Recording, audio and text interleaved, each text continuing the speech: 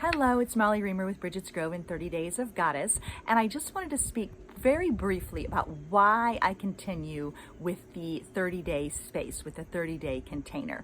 I have spoken before about how 30 Days of Goddess, while originally begun as a single month offering, has really expanded into a whole process, into a whole movement, if you will, of Goddess Every Day, or Everyday Sacred, or 365 Days of Goddess. So why do I keep saying 30 Days of Goddess? Why do I keep coming back again and again to the 30-day concept?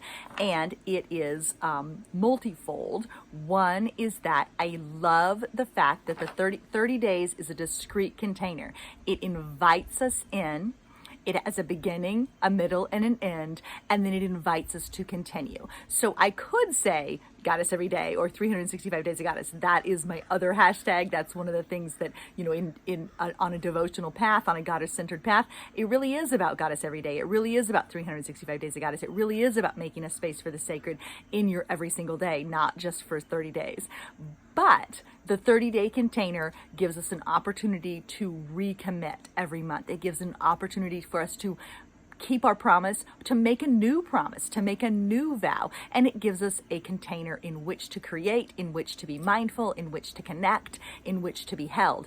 And it also gives us permission to step out if we need to. If we want to step out after 30 days, we can. We can take a break, we can take a pause, we can change up our practices, we can do other things that need to be done, and then we can step back in, because the 30 days holds the space to come in and out, to create the container that meets your needs, that fits your needs. And so I would never want anybody to sign up for something and then I'm like, surprise, this is lifetime. And that is, and I do think devotion is a lifetime path. I think we live our devotion in all kinds of ways, in all kinds of days. I think the opportunities for magic and enchantment and to touch in with the sacred is everywhere. I think that we breathe the breath of the holy every day. I think we walk on sacred ground. I think we can't not be in devotion in some way. We can't not be walking our path in some way. But in terms of dedicated practice, in terms of specific practice, in terms of committing to something like a daily prayer book, or committing to studying a certain goddess, or committing to exploring a certain oracle card deck, I like to have the container instead of lifetime. Surprise, it's lifetime. Here you are. And, but guess what? It is lifetime. And here you are. However, anyway, I think there is value and there is power in returning and returning and returning to the 30-day container. So working within a 30-day container gives you space, time, and permission to change what you're doing. If you have started out working with a certain deck, or maybe you wanted to dedicate a practice to a specific goddess, at the end of 30 days, you're invited to change. So 30 days holds space for change. It holds space for possibility. It holds space for both sacred sameness and for infinite possibility and infinite exploration.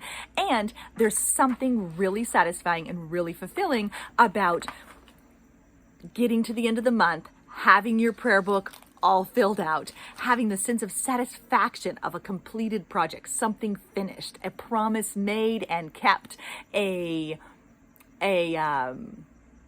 vow both offered and received, a gift both offered and received. And then you have that creation, you have the opportunity to both acknowledge it, to thank it, to honor it, to respect it, and then to close it up and set it aside. I feel like it's a way of being more intentional about our entire year, about it being intentional about our lives. So it's about inviting this magic in, inviting the sacred in, but it's also about being intentional about our everyday and intentional about our months and intentional about what they hold. And so then at the end of the month, then there's the joy and the delight of the fresh opportunity, the fresh book before you, the fresh slate of opportunities before you. And so I have other annual planners, which I like as well, but there's something about the freshness of stepping into something new at the end of the month and the beginning of the next one.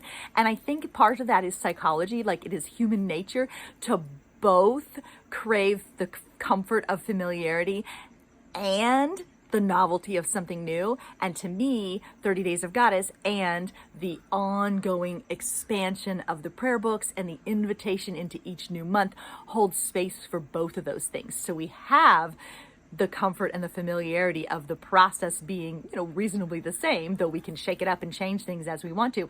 And then we have the novelty and the freshness of something new. So I love opening my new book and having the pages be all fresh before me. I love the affirmation graphics being different, the prayers being different, the words being different, and having that invitation into something new. So it's a marrying of novelty with familiarity, and I feel like that's where a lot of the power is the novelty and the familiarity. And so I speak about daily practice as this union of sacred sameness and infinite possibility, and that is what the 30-day container holds space for, is sacred sameness plus infinite possibility equals a lifetime of exploration, discovery, magic, and enchantment.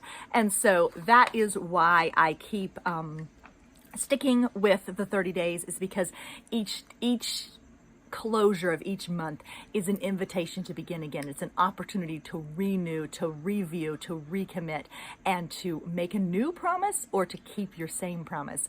But it gives you an opportunity to continue exploring, an invitation to continue exploring.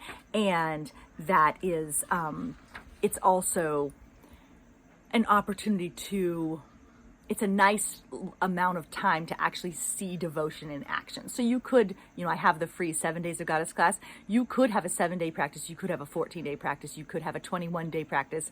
You could have a 60-day practice. All of those things are powerful, possible containers. But 30 days really gives you a chance to make a vow, hold it sacred, live it into being, and have it be realistic and reasonable for the real shape and structure and confines and limits of your life, while also inviting you, into the limitless as well. So anyway, lots of potential, lots of power, and lots of magic can be contained in those 30 days. And then you're invited each time to begin again, to renew, to review, to recommit, and to make your promise and hold it holy. So thanks so much for being here.